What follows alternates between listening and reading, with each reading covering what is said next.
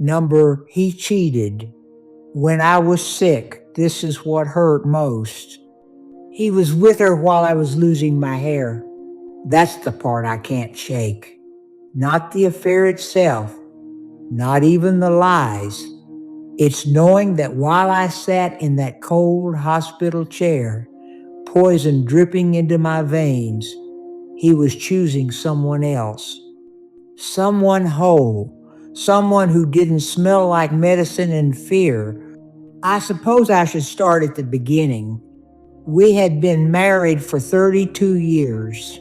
32 years of Sunday mornings and shared coffee. 32 years of knowing how he liked his eggs, which side of the bed he preferred, the way he cleared his throat before saying something difficult.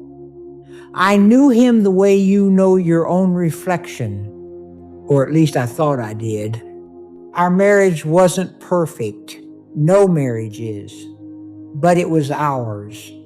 We had built a life together, raised 2 children who are now grown with families of their own. We had weathered job losses and money troubles and the death of both our parents. We had laughed together at kitchen tables and cried together in dark bedrooms. We had become part of each other's daily breath. I was a good wife. I don't say that with pride, just as a fact. I kept our home. I remembered birthdays and anniversaries. I listened when he talked about work, even when I was tired. I stood beside him at funerals and celebrations. I believed in us the way you believe in gravity. It simply was. The diagnosis came on a Tuesday in March. Breast cancer. Stage 3. The doctor's mouth kept moving, but I couldn't hear anything after those words. Robert held my hand in that little exam room. His palm was sweaty. I remember thinking how strange that was because his hands were never sweaty. He told me it would be okay. He promised we would fight this together. I believed him. The treatment started quickly. Surgery first, then chemotherapy. The doctors explained everything in careful, measured voices. They gave me pamphlets with pictures of smiling women in headscarves. They told me about support groups and survivor rates. But nothing really prepares you for what it feels like to be poisoned on purpose. The chemo made me so sick. Not just nauseous, though there was plenty of that. It was a sickness that went bone deep, a tiredness so complete that lifting a fork felt like climbing a mountain. My hair fell out in clumps. First in the shower, then on my pillow, then everywhere. I would find long strands on the kitchen counter, in the car, tangled in my clothes. I tried to be brave about it. I really did. I wore the wigs and the scarves. I put on makeup even when my hands shook. I smiled when people said I looked good, even though I knew they were lying. Even though I could see the pity in their eyes. Robert seemed fine at first. He drove me to appointments. He sat with me during the infusions. He held the bucket when I got sick. He said all the right things, but something shifted. I felt it before I saw it. He started working late more often. He stopped touching me, even just a hand on my shoulder when he walked past. He looked at his phone constantly. I told myself it was stress. I told myself he was scared. I told myself a lot of things. The truth found me on a Thursday afternoon in July. I was having a good day, which was rare. The nausea had eased enough that I thought I might actually eat something besides crackers. I decided to surprise Robert at his office. I made his favorite sandwiches. I put on the wig that looked most like my old hair. I wanted to feel normal for just an hour. His secretary wasn't at her desk when I arrived. The office was quiet. I walked down the hallway toward his door, carrying that little bag of sandwiches like some kind of peace offering. I heard her laugh before I saw them. It came through his partially open door. A woman's laugh, light and easy. The kind of laugh I used to make before my body turned against me. I stopped walking. Something in my chest already knew. I pushed the door open. They weren't doing anything, really. Not in that moment. They were just standing close. Too close. Her hand was on his arm.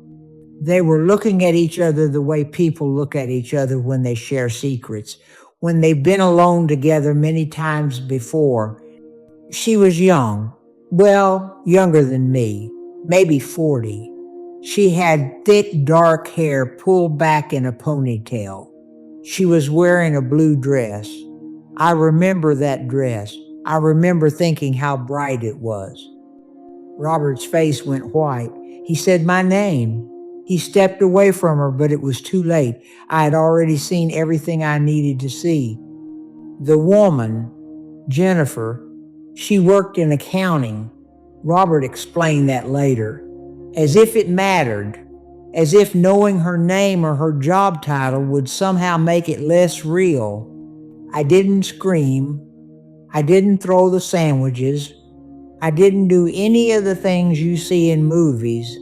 I just stood there holding that paper bag, feeling the weight of it in my hands.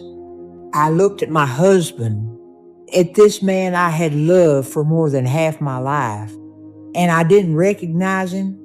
I turned around and walked out. The drive home is a blur. I don't remember getting in the car or pulling out of the parking lot. I just remember sitting in our driveway, staring at our house, this house where we had raised our children, where we had celebrated Christmases and birthdays, where we had made love and made promises. I sat there until the sun started to set. Robert came home eventually. He tried to talk to me. He followed me from room to room, saying words that meant nothing. It was a mistake. It didn't mean anything. He loved me. He was sorry. He was so sorry. I finally turned to face him in our bedroom. When did it start? I asked. He hesitated. That hesitation told me everything. April, he said quietly. April. 1 month after my diagnosis, 4 weeks after he held my hand and promised we would fight this together.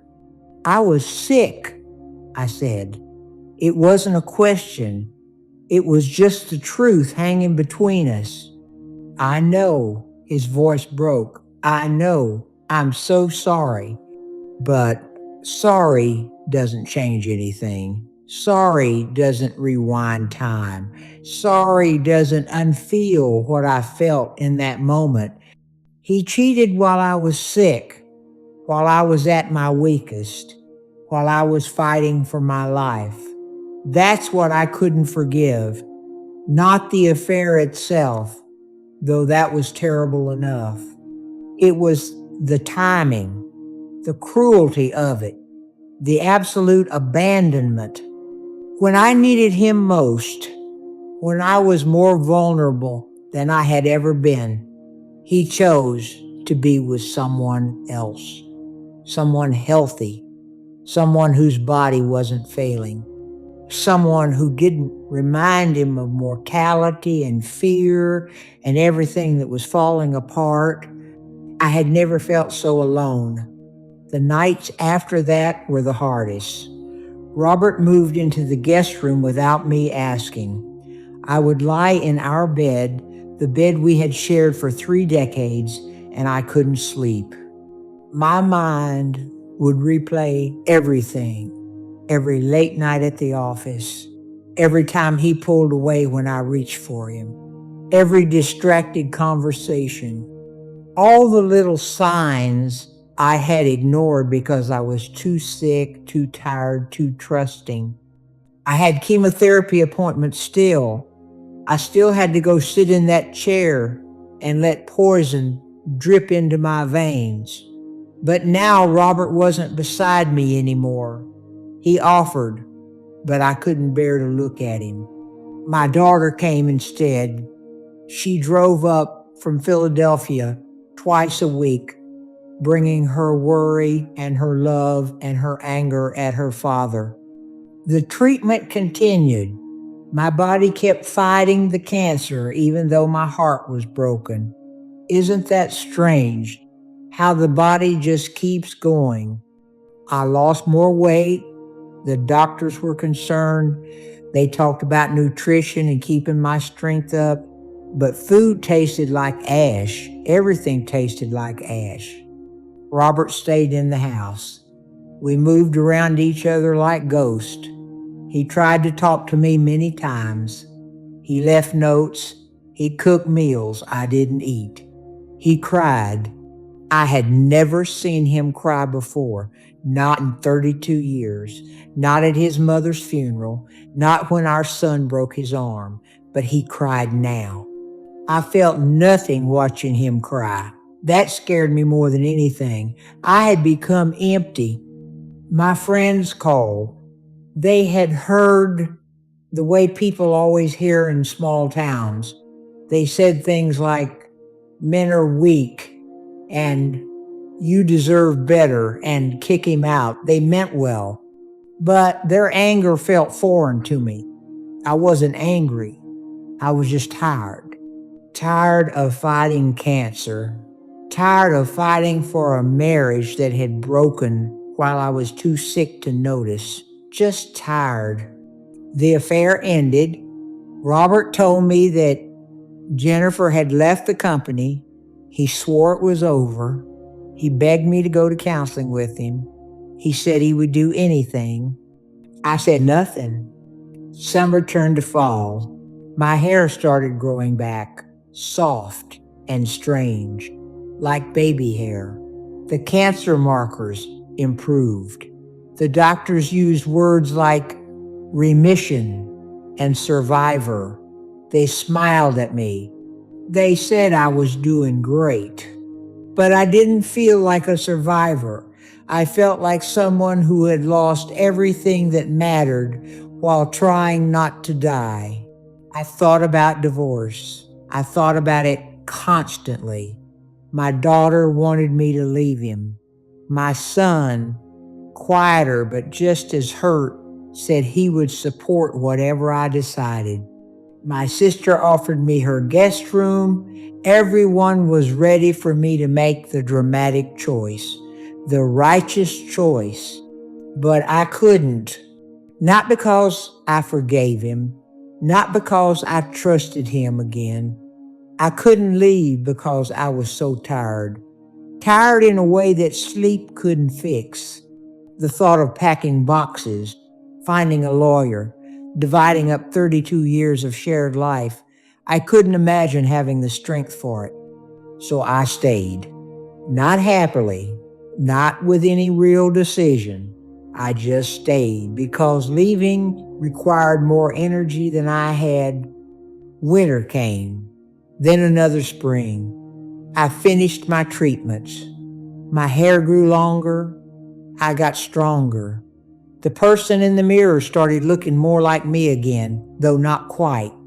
Never quite the same.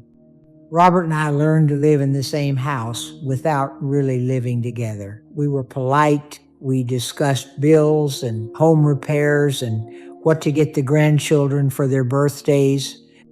We attended family gatherings and sat beside each other, and no one would have known, looking at us, that we were strangers now. Sometimes at night I would wake up and remember how it used to be, how safe I used to feel beside him, how certain I was of his love. Those memories hurt worse than the betrayal itself. Missing who we used to be, missing the woman I used to be, the one who trusted so completely I started seeing a therapist, not a marriage counselor, just someone for me. She didn't tell me what to do. She just listened while I tried to untangle the mess of my feelings. The anger I couldn't quite access, the grief that felt bottomless, the strange numbness that had settled over everything. "What do you want?" she asked me once. I didn't know. I had spent so long being a wife, a mother, a patient, a fighter. I didn't know what I wanted for just myself. "I want to feel something again," I finally said. "Anything." She nodded. "That's a start."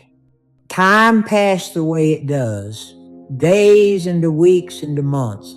I went through the motions. I cooked meals sometimes. I tended my garden.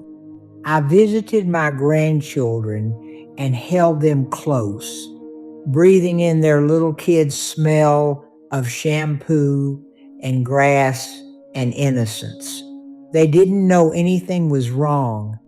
To them, Grandma and Grandpa were just Grandma and Grandpa, the same as always. I let them believe that. Robert tried in his way. He was careful around me, gentle. He fixed things around the house before I asked. He bought me flowers sometimes, which I put in vases and watched die. He never mentioned Jennifer. He never made excuses. He just carried his guilt like a heavy coat he couldn't take off.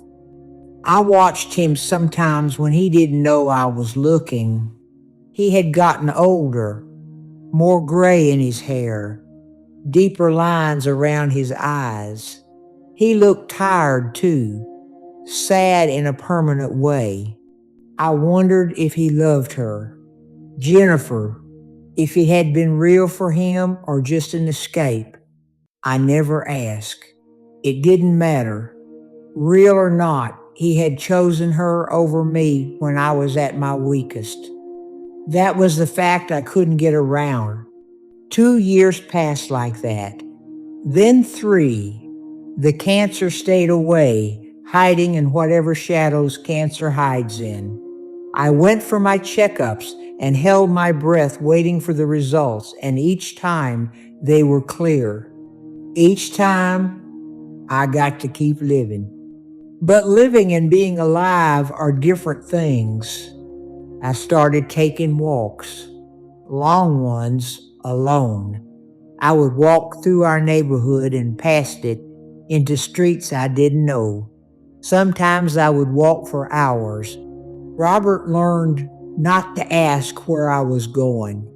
I think he was afraid I wouldn't come back. Sometimes I was afraid of that too. On one of these walks, on a cold afternoon in November, I found myself at the cemetery where my mother is buried. I hadn't been there in months. I stood at her grave, looking at her name carved in granite, and I started crying, really crying, for the first time since I had walked into Robert's office and seen him with her. I cried for my mother, who I still missed every day. I cried for my marriage, which had died even though we were both still breathing. I cried for the woman I used to be, the one who believed in permanence. I cried for being sick and scared and betrayed. I cried until I was empty. And then, standing there in that quiet place with just the wind and the gray sky, I felt something shift.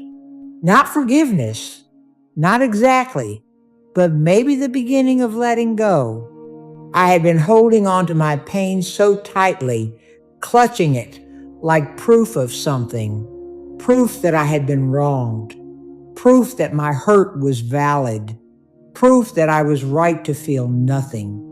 But standing there, I realized that holding on to it was only hurting me. Robert had done a terrible thing, a cruel thing that was true. It would always be true, but carrying that truth around like a stone in my chest wasn't changing anything. It wasn't making him hurt more. It wasn't making me heal. It was just making me heavy. I'm not saying I forgave him that day. I'm not sure I've forgiven him even now. Forgiveness is complicated. It's not a switch you flip. It's not a decision you make once and it's done. But I decided something else. I decided I wanted to be lighter. I decided I wanted to feel something other than emptiness, even if that meant feeling sad sometimes, or angry, or hurt. Any feeling was better than nothing. I walked home as the sun was setting. Robert was in the kitchen when I came in. He looked up, startled. I suppose I looked different, softer maybe, or just tired in a different way. I made soup, he said carefully, if you're hungry. I was hungry. That was new. Okay, I said. We sat at the kitchen table, the same table where we had eaten thousands of meals, where our children had done homework and played board games, where we had laughed and argued and made plans. The soup was good. I told him so.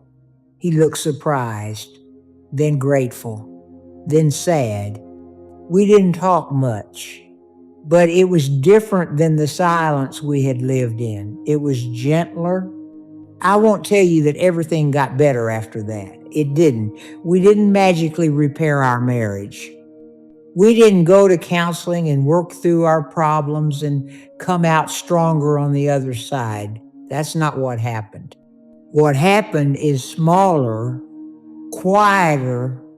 I decided to stop waiting for my life to feel right again, to stop waiting for Robert to somehow undo what he did, to stop waiting for my anger to arrive and make me strong enough to leave. I decided to just live whatever life I had, even if it wasn't the life I had planned, even if it was smaller and sadder than I had hoped. Some days I can look at Robert and remember why I loved him. Some days I can't. Some days I think about leaving. Some days I'm glad I stayed. Some days I don't think about it at all. I'm learning to be okay with that uncertainty, with not knowing if I made the right choice, with not having a neat ending to this story. The cancer's still gone. That's something. I have my health back, mostly. I have my children and grandchildren. I have my garden and my walks and my quiet mornings with coffee. I have a life, even if it's not the life I thought I would have. Robert and I are kinder to each other now. Careful, but kind. We're learning how to be something new. Not husband and wife, not the way we were. Maybe just two people who share a history. Two people who hurt each other and are trying to figure out how to exist in the same space. I don't know if that's enough. I don't know if it will ever feel like enough, but it's what I have. The thing I've learned, if I've learned anything, is that betrayal changes you. It marks you in ways that don't heal. But you can learn to live with the marks. You can learn to carry them without them carrying you. He cheated when I was sick. That will always be true. It will always hurt. But it doesn't have to be the only truth about me. It doesn't have to be the end of my story. I'm still here, still breathing, still watching the sun rise and set, still finding small moments of something like peace. Maybe that's enough. Maybe it has to be. I look at my life now and I see loss. I see pain. I see trust that can't be rebuilt. But I also see survival, not the triumphant kind, just the quiet, daily kind. the getting up and going on kind. Some people might think I should have left. Maybe they're right. Maybe staying was weakness. Or maybe it was just the only thing I had strength for. I don't know anymore. What I do know is this: I survived the cancer, and I survived the betrayal, and I'm surviving whatever this life is now. That counts for something. It has to. The hardest part isn't what he did, not anymore. The hardest part is living with what was lost: the trust, the certainty, the feeling of being loved in that complete, unshakable way. That's gone. You can't get that back once it's broken, no matter how hard you try. So you learn to live without it, or you learn to live with the space where it used to be. You learn that love can exist alongside hurt, that you can care for someone and still ache from what they did, that nothing is simple or pure or completely one thing. You learn that you're stronger than you thought in some ways and weaker in others. And that's okay too. I still have hard days. Days when I look at him and all I can see is that moment in his office, that woman's hand on his arm, the guilt in his face, the shattering of everything I believed. But I also have days when I see just Robert, just the man I've known for decades, just a person flawed and human and trying. I don't know which version is more true. Maybe they both are. My therapist asked me recently what I would tell someone going through something similar, what advice I would give. I thought about it for a long time. I wouldn't tell them to stay or to go. I wouldn't tell them to forgive or to hold on to their anger. Everyone's pain is their own. Everyone's choice is their own. But I might tell them this: whatever you decide, make sure it's for you, not for your children or your friends or what people will think, not even for the person who hurt you. Choose the thing you can live with.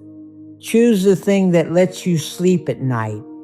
Choose the thing that makes you feel even a little bit like yourself. And know that it's okay if that choice doesn't look like strength. It's okay if it doesn't make sense to anyone else. It's okay if it changes day to day. Just keep breathing, keep surviving. The rest will come or it won't, but you'll still be here. That's what I would say. I'm sitting in my garden now as I tell you this. It's early spring. Things are starting to bloom again. The daffodils came up first, like they always do, bright yellow against the dark earth. Promise of life returning. I planted these bulbs last fall. I planted them not knowing if I would be here to see them bloom, not knowing if I would leave Robert, not knowing anything really except that I wanted there to be flowers. And here they are. Here I am. I think about that sometimes. How we plant things without knowing if we'll see them grow. How we keep going without knowing where we're going. How we survive without knowing exactly what we're surviving for. Maybe that's faith.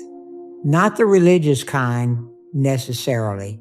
Just faith that morning will come again, that seasons will change, that something will bloom, eventually even in the dark. Robert is inside making dinner. In a few minutes, he'll call me in. We'll sit at that table and eat together. We'll talk about the weather or the news or whether the gutters need cleaning.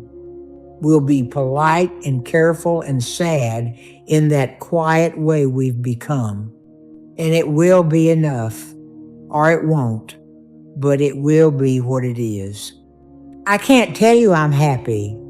I can't tell you I don't wonder what my life would be like if I had left, if I had chosen the dramatic ending instead of this slow, uncertain middle.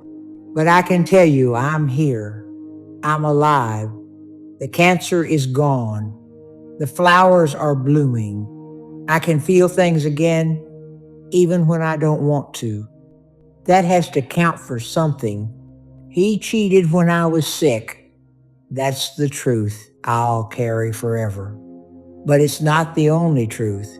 I'm also the woman who survived cancer, who kept her garden alive, who loved her children and grandchildren fiercely, who kept waking up every morning even when she didn't want to, who chose to stay even when everyone said to go, who chose to try to feel again even when numbness felt safer. I'm all of those things. The hurt and the healing, the weakness and the strength, the staying and the leaving that happens inside you even when you don't move. I'm not whole. I may never be whole again, but I'm here. And some days that's enough. The sun is setting now. The light is turning everything gold. The daffodils are glowing. Robert just called my name. Dinner is ready. I'm going to go inside now. I'm going to sit at that table with my husband, who I'm not sure I love anymore but can't seem to leave. I'm going to eat the food he made. I'm going to ask about his day. I'm going to tell him the daffodils are beautiful this year. And tomorrow I'll wake up and do it again. And the day after that, until I can't anymore, or until something changes, or until it starts to feel like living instead of just surviving. Maybe you understand. Maybe you've been where I am, or somewhere like it. Maybe you're there now. If you are, I want you to know it's okay that it's hard. It's okay that you don't know what to do. It's okay that you feel everything and nothing all at once. Just keep breathing. Just keep waking up. Just keep planting flowers, even when you're not sure you'll be there to see them bloom.